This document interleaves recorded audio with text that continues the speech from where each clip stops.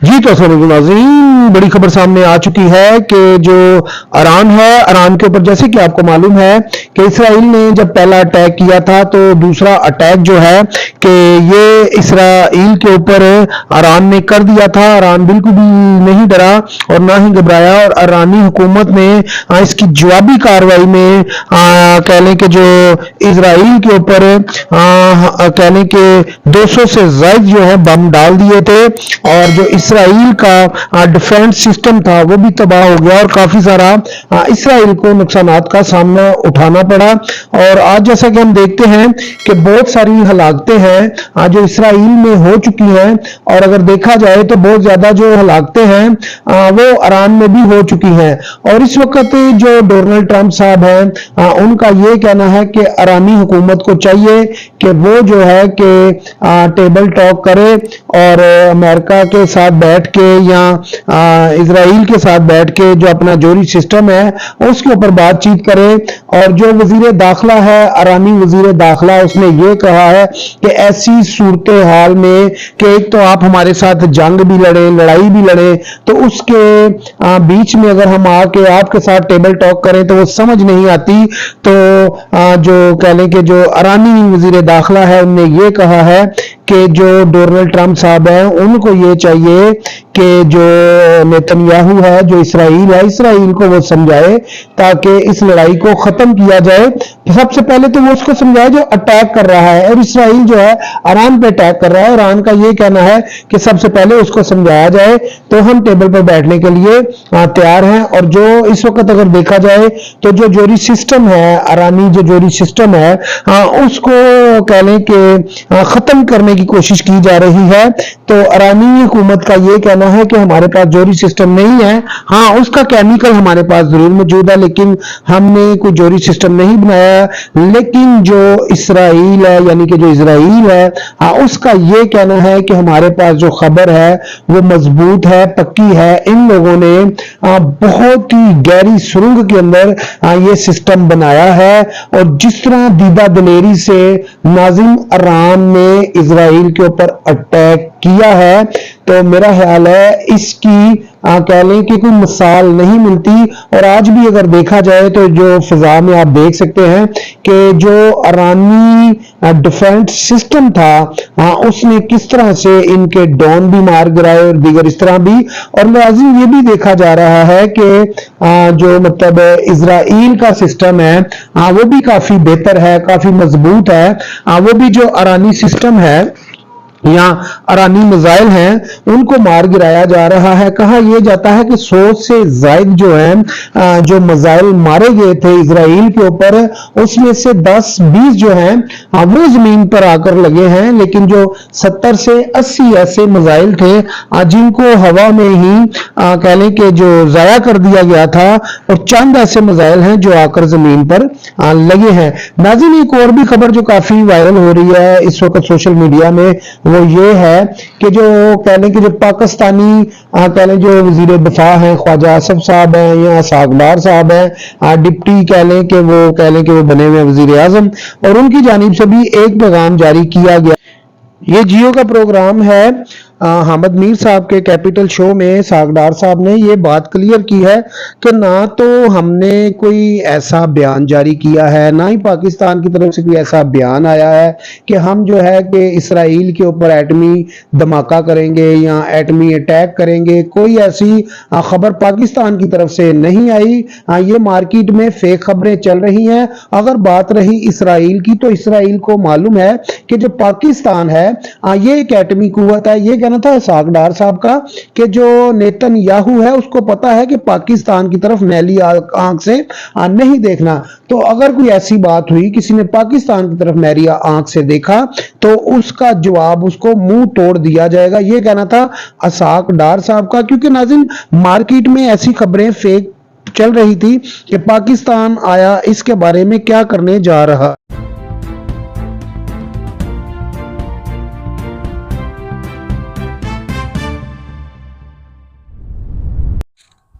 तो अब हम बात करेंगे जो हलाकतों की। अगर बात की जाए तो जो इसराइल में हलाकतें हुई हैं वो 14 के करीब करीब जो इस टाइम पूरी दुनिया का जो मीडिया है वो रिपोर्ट कर रहा है कि जो इसराइल के लोग हैं वो तकरीबन 14 के करीब करीब इसराइल की जो हलाकतें हैं वो हुई हैं। और ये भी बताया जाता है कि 200 से ज़ायद जो लोग हैं इसराइल के वो ज़ख्मी हैं।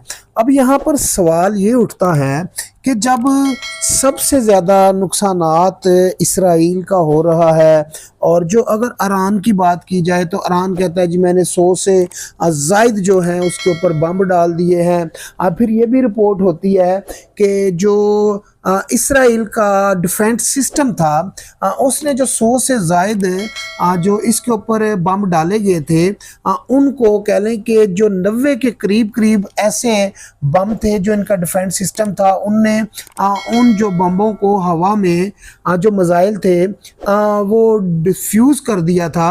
और जो 8 से 10 ऐसे मिसाइल थे जो आके इसराइल की ज़मीन पे टकराते हैं और जो इनका दफाई सिस्टम है वो भी तबाह हो जाता है, और दीगर ऐसी नुकसानात बताए जाते हैं कि जो इसराइल के हुए हैं।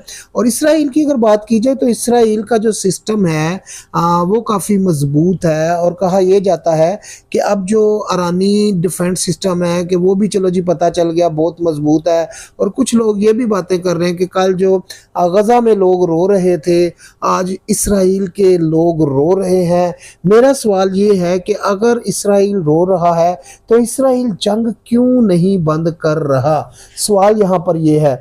दूसरा नाज़रीन आपको मैं बताना चाहूँगा कि अगर कहने के जो इसराइल की हलाकतें हैं वो तकरीबन 14 हैं और इसराइल का नुकसान भी ज़्यादा हुआ है। अगर हम बात करते हैं जनाब ईरान में कितनी हलाकतें हैं और कितने लोग ज़ख्मी हैं, नाज़रीन ये बताता है जो हमारा पूरी दुनिया का मीडिया है और जो कह लें कि जो हमारे पास ज़राए से ख़बर आई है और जो इस वक्त मीडिया भी तकरीबन रिपोर्ट कर रहा है कि जो ईरानी हलाकतें हैं वो 224 से ज़ायद खाली हलाकतें हैं। कह लें कि जो ईरान में लोग हलाक हुए हैं, जो ज़ख्मी हुए हैं, जो शहीद हुए हैं। अच्छा जी, यहाँ पर अगर हम बात करते हैं ईरान में जो लोग ज़ख्मी हुए हैं तो उनकी अगर बात करते हैं तो वो 900 से ज़ायद बताए जाते हैं कि जो लोग हैं वो ज़ख्मी हैं। तो मेरा यहाँ पर सवाल ये है कि अगर कह लें कि जो ईरान ने बम डाले हैं या अपने जो मिसाइल फेंके हैं इसराइल के ऊपर, वीडियो भी बहुत सारी सामने आ रही हैं कि जी इसराइल का बहुत बड़ा नुकसान हो गया है और ये वो। और ये भी कहा जाता है कि जो ईरानी कह लें कि जो पंप हैं, जो पेट्रोल पंप हैं या उनके जो तेल के कुएं हैं उनमें भी आग लगी हुई है और वो आग बुझ नहीं रही। बड़ी कोशिश की जा रही है उस आग को बुझाने के लिए। तो मेरा ख्याल है अभी तक आग नहीं बुझी और बार बार जो हमें वीडियो भी बार बार दिखाई जाती है।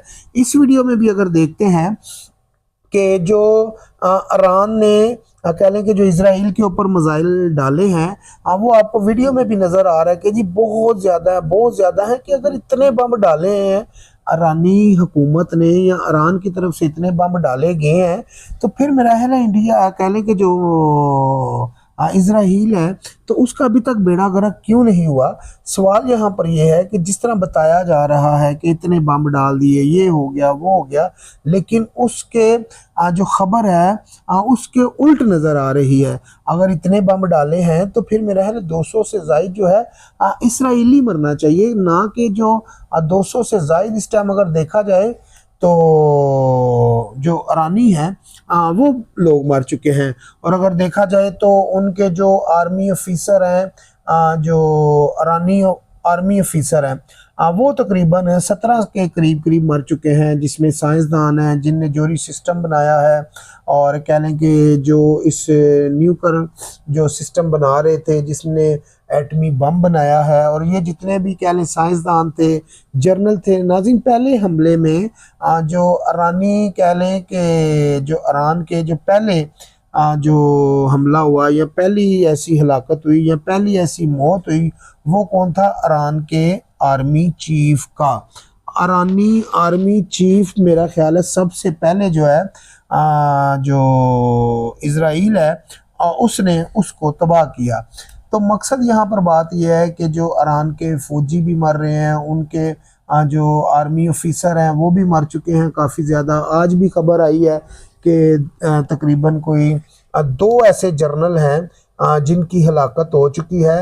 अगर बात की जाए तो आज 17 जून है और 17 जून की इस पैर को, इस रात को भी हम ये वीडियो रिकॉर्ड कर रहे हैं। मुझे नहीं मालूम ये वीडियो आप कब देखेंगे, लेकिन मैं आज आपको 17 तारीख की बात बता रहा हूँ कि ये 17 तारीख की रात है और ये वीडियो रिकॉर्ड हो रही है और ये जो पूरी खबर है हम आपके लिए बना रहे हैं। तो आज भी कह लें कि जो उनके जो आर्मी ऑफिसर हैं ईरान के, वो आज भी कह लें कि दो जो हैं उनकी हलाकतें हुई हैं।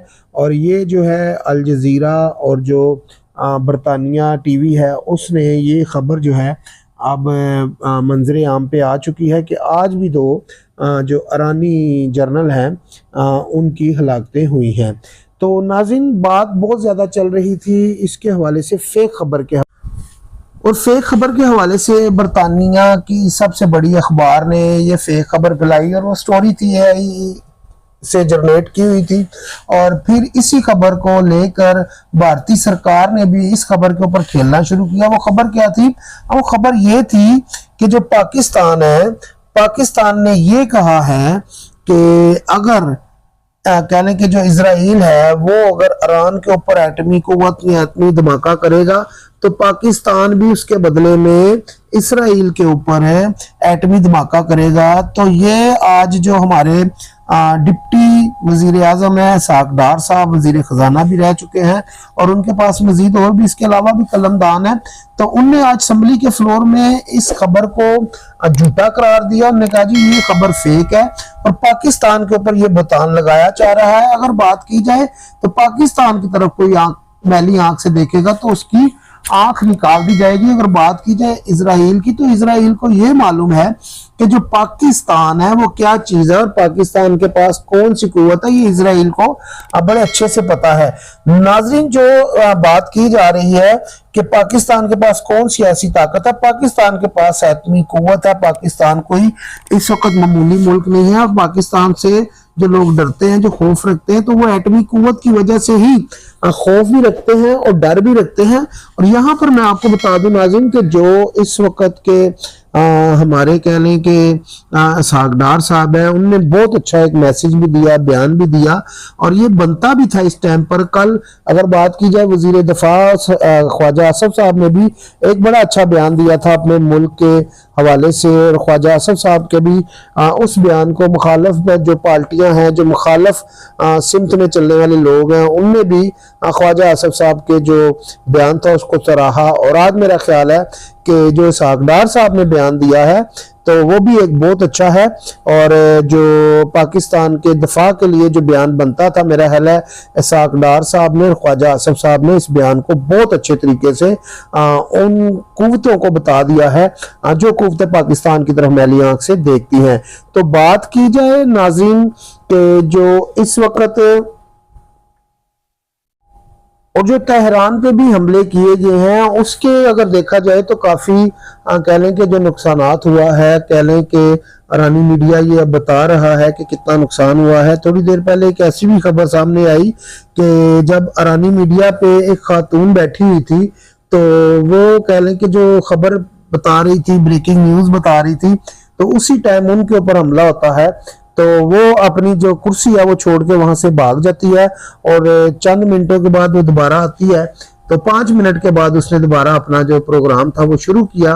और कह लें कि ये जो खातून सहाफ़ी है, इनको कह लें कि एक किस्म का कह लें कि यहाँ पर शाबाश देनी चाहिए कि जो कह लें कि जो खातून सहाफ़ी थी उसकी दीदा दिलेरी के जिस बिल्डिंग के ऊपर अटैक हुआ है उसी बिल्डिंग में वो दोबारा बैठकर प्रोग्राम कर रही थी। तो नाज़रीन, यहाँ पर जो हमारे यहाँ पर मुल्क में और यहाँ कह लें कि जो सोशल मीडिया है और यहाँ कह लें यूट्यूब हो गया, फेसबुक हो गई, अब कुछ लोग ऐसे हैं जो AI से जो कह लें कि जो फेक खबरें बना रहे हैं, फेक वीडियो बना रहे हैं, उनको जनरेट कर रहे हैं, चला रहे हैं। तो खुदारा आप जो है कि फेक वीडियो से, फेक खबर से बचें। कोशिश करें कि अगर आपको कोई खबर मिलती है तो आप दूसरे चैनल पर जाकर इस खबर की तस्दीक कर लें कि आया ये खबर ठीक है या नहीं है। तो अगर आपके कोई जराए हैं या कोई ऐसे मामलात हैं तो आप किसी से फोन करके बात कर सकते हैं, किसी से पूछ सकते हैं। तो खुदारा फेक खबरों के ऊपर कान ना रखें। तो नाज़रीन, ऐसी मजीद अगर कोई भी खबर आती है तो हम आपसे जरूर शेयर करेंगे। और जो भी है यानी कि जो भी मुल्क एटमी कुव्वत है, तो अगर एटमी कुव्वत या तीसरी वर्ल्ड वार होती है तो कह लें कि ये खाली उन लोगों के लिए या उन मुल्कों के लिए मसला नहीं है, ये पूरी दुनिया के लिए मसला बन जाएगा। ये पूरी दुनिया इसकी लपेट में आ जाएगी, क्योंकि जो एटमी धमाका होगा उसमें बहुत बड़ा कह लें जो नुकसान है वो कह लें कि जो आसपास जो कंट्रियां हैं उनका भी होगा।